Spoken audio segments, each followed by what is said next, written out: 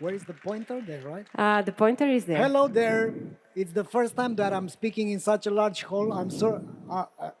I was just wondering how would it be to be full, you know? I mean, I would be like hiding somewhere in the corner. So, yeah, that being said, hello everyone, or dobr den.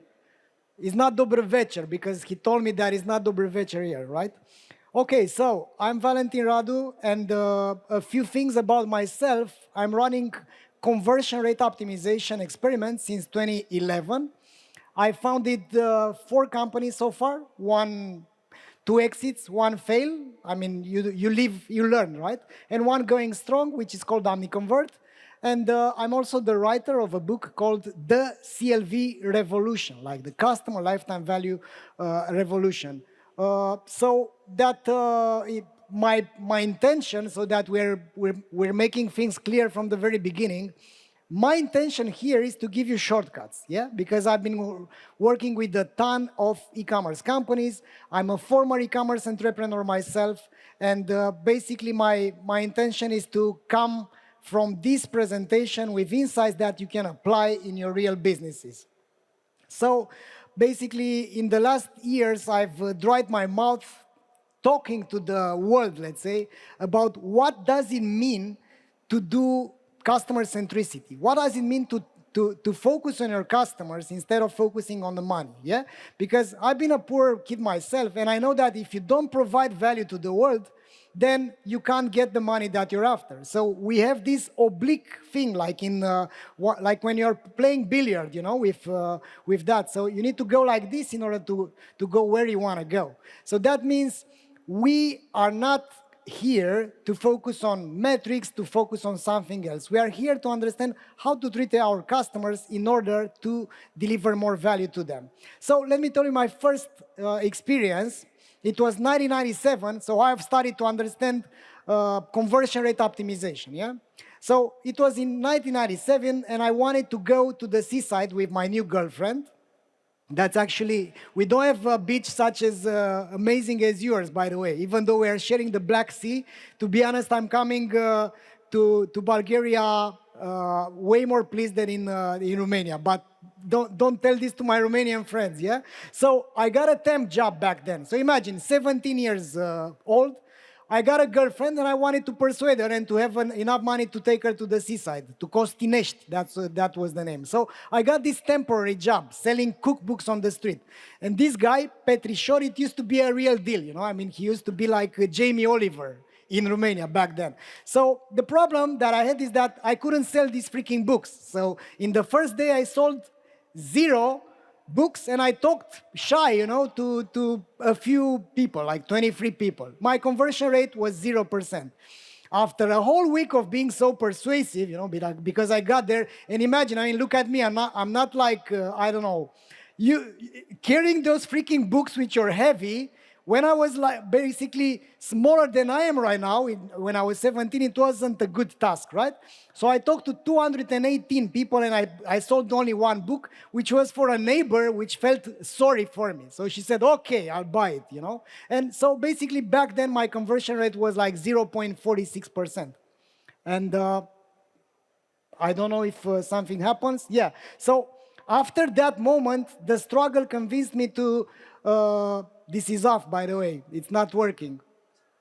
So the struggle convinced me that I have to change things. So that was my aha moment, because as every time in life, we're not changing unless it hurts, unfortunately. Yeah. So I had to change my ways, and the thing that I've changed was the location first thing. So I've changed it from everywhere to the bus stations, because people couldn't run from me. You know, I mean, they were expecting the bus, what they could do. They were sitting there waiting for the bus. Then I've changed the targeting from everyone to old ladies or mothers with their kids, because they couldn't run as well. I mean, they were with the kids waiting for the bus. So the next one, we've changed the hook. So the hook was, before that, do you know Petrișor Tănase, that thing? Do you want a cookbook? To what if you could be the best grandmother? So basically, I've changed this as well. And basically after that, I freaking sold those books. Like it was that simple. So that reached to a 1.3% conversion rate, and that taught me that I could go to Costinăști. It was a breakthrough for me, believe me, because I could make it, and I also understood the principles of the conversion rate. But I can't post the picture here with my girlfriend. We were wearing these Mexican hats like this, very happy on the beach. So these are the principles of conversion rate optimization. You have to change those kind of things, and I'm here to help you learn how to do this in your own e-commerce by showing free stories. Before that, what is the capital sin in e-commerce? And it's focusing on the wrong things, yeah? Because if you don't focus on the customer needs, and that means you're not focusing on what matters, which are the dominant numbers, and that means you're not focusing on what's causing the profit to happen. So if we are hypnotized about CTRs and CPCs and we are not focusing on these things, we are wasting our time. And I want to showcase this by telling you the story. I've heard this and I think it's amazing for us. If you want to tame a lion, so back then when people were taming the lions and keeping them in the circus, they had 3 tools. They had a whip, they had a gun, and they also had this chair, like a 4-legged chair. And what was the most used instrument, you think? So who's for the gun being the most used? Raise your hands, guys. Don't let me talk here. So do you think it was the gun? It was the gun, the most used tool to tame a lion? Who's for the gun? Nobody. Who's for the, you're with the gun, yeah. Who's for the whip, The whip, okay. And who's for the chair? Okay, so and so. So yeah, you know the story, right? So the chair is the problem, because imagine the lion, which is such a big animal. So the lion tamer was sitting on this small chair, and when the lion was like this, he put this chair in front of the lion, and the lion started to look at the first leg, the second leg, the third leg, the fourth leg, and then he got down, because there is such amount of focus that you can use. So you can't have enough focus to focus on all of those things. And that's exactly what's happening in e-commerce. You're focusing on a lot of metrics, and you end up being depleted. So you don't have the energy for the things that matter. And growth, it doesn't mean growth-generating factors. And there is this simple formula like revenue minus costs equals profit, right? So everybody knows that. But if we look below that, we will understand that in order to produce this revenue, we have the orders and the average order value leading to the revenue.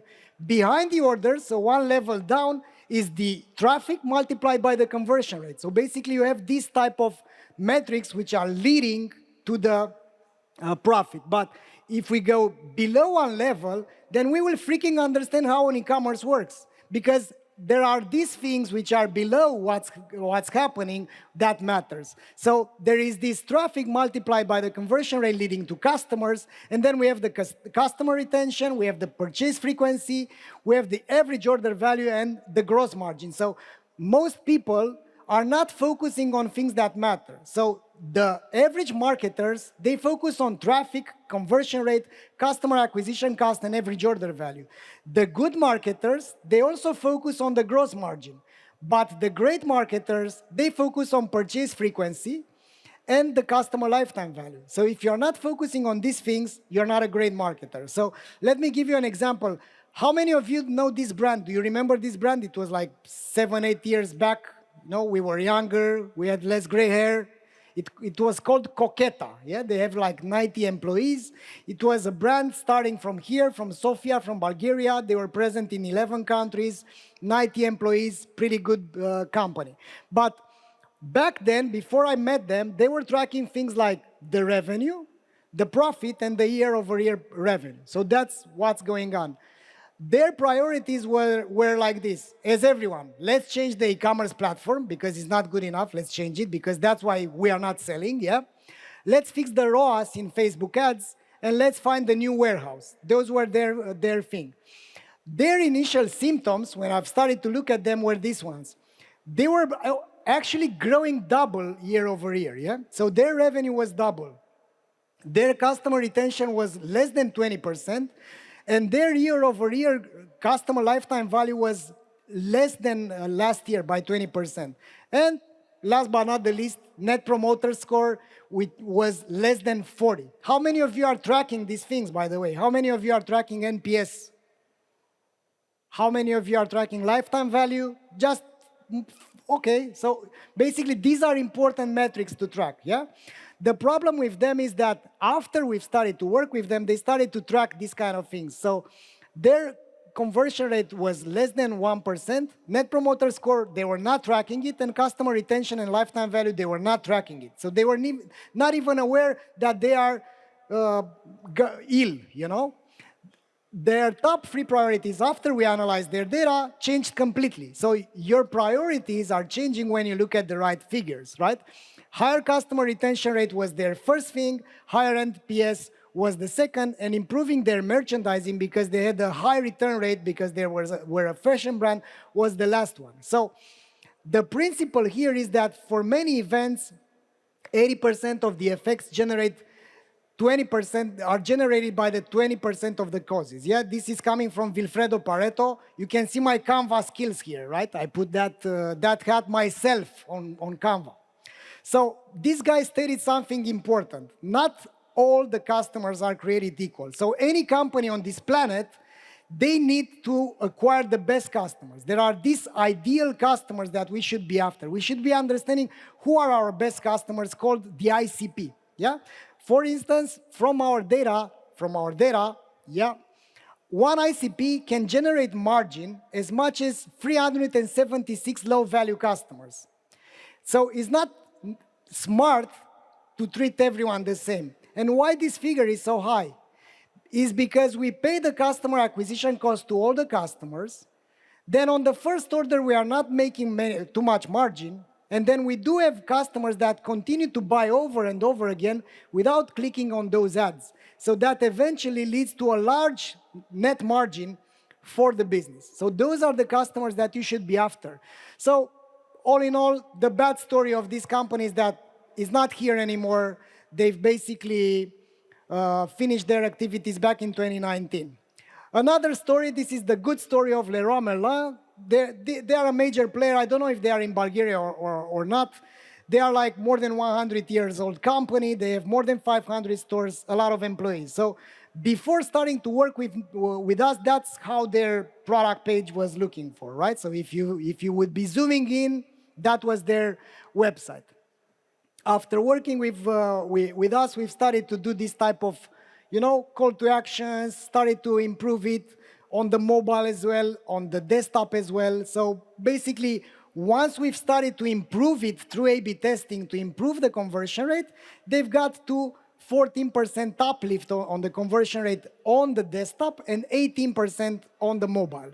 That also led to a 30% uplift in the revenue per user for desktop and 37% revenue per user on the mobile. So basically, if you change things, you could have other results. If all you do is changing those sliders, those CTR, those CPC on Google Ads, if what you are changing is not on the website, which is the most important channel for an e-commerce, then you are not doing the right thing.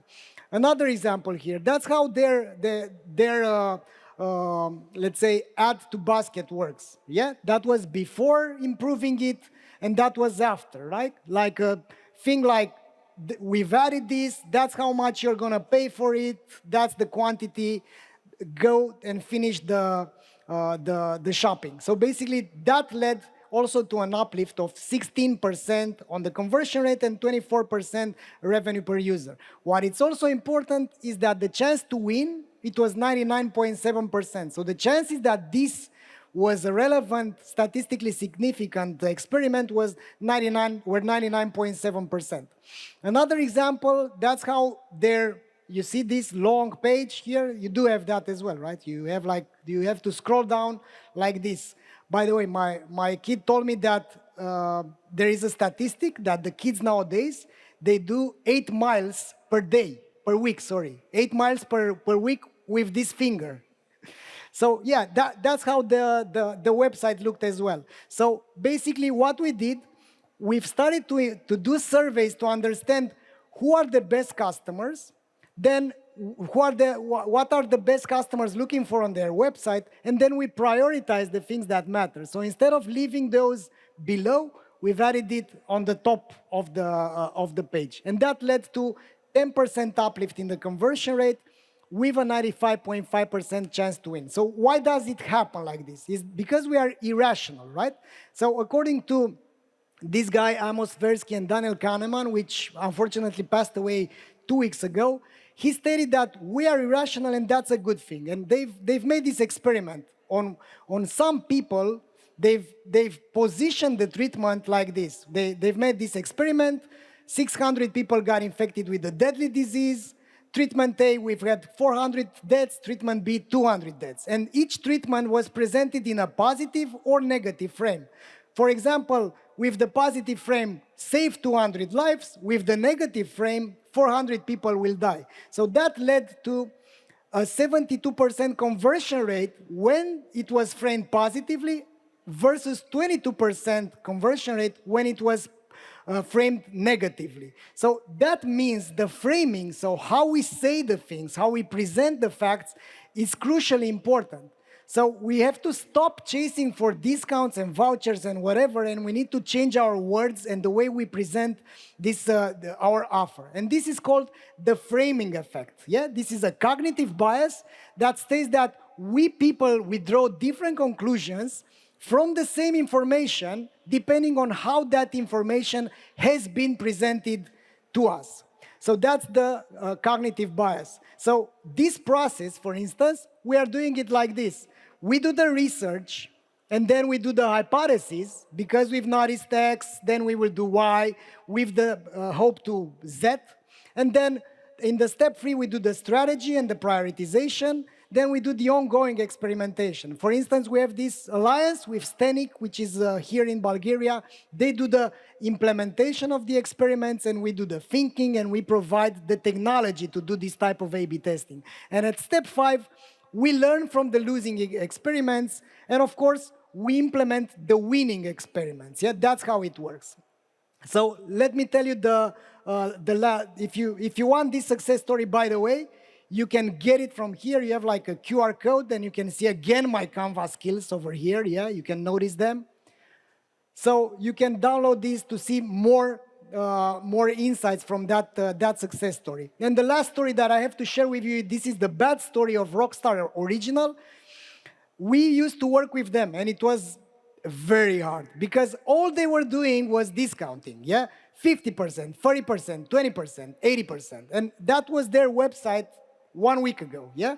And that, by the way, that is their traffic in the last 2 years, yeah? So that's what we are doing if you keep on discounting like crazy, yeah? That's very bad. So you don't want to ruin your margin in order to have some sales on the on the short term. So a few things about ourselves. I'm Valentin. This is my company called Omniconvert. We are doing a lot of things. We are empowering e-commerce and retailers to make more money, in a nutshell. So we do have an experimentation suite, which is allowing you to do website experimentation. We have a customer experience suite, which is allowing you to track the customer experience throughout the customer journey, to monitor even the employee performance based on the NPS. We allow to do customer engagement, so you build audiences based on your best customers to lower your customer acquisition cost, and then we allow you to measure what matters. So it's like having the entire data at your fingertips without asking for it from everywhere. We are working with a lot of amazing companies. I'm not going to brag about it. I'm also we've built the CVO Academy, which stands for Customer Value Optimization Academy. We teamed up with A-level instructors and experts like Bob Mestab, like Carl Gillis, like Dennis Yu. We have a free course, so if you go on that link, you can get 2 hours of free content just for yourself to learn these kind of things, because if you don't learn, you will have the same destiny, right?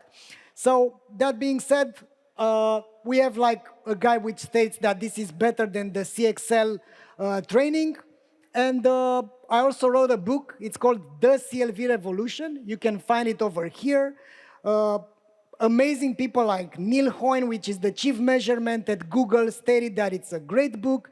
Daniel McCarthy as well. So basically, my whole knowledge that I've accumulated in e-commerce in the last 17 years, I've put it in this book. It was a hard thing to do. It took me like 1.5 years to do it. So you can find it there, or you can find it at our booths over there. On that line, my colleagues, which are dressed like they look like doctors, because that's another framing bias, you can find them.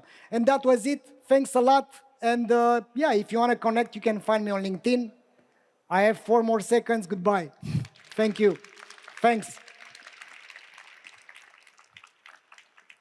Thank you.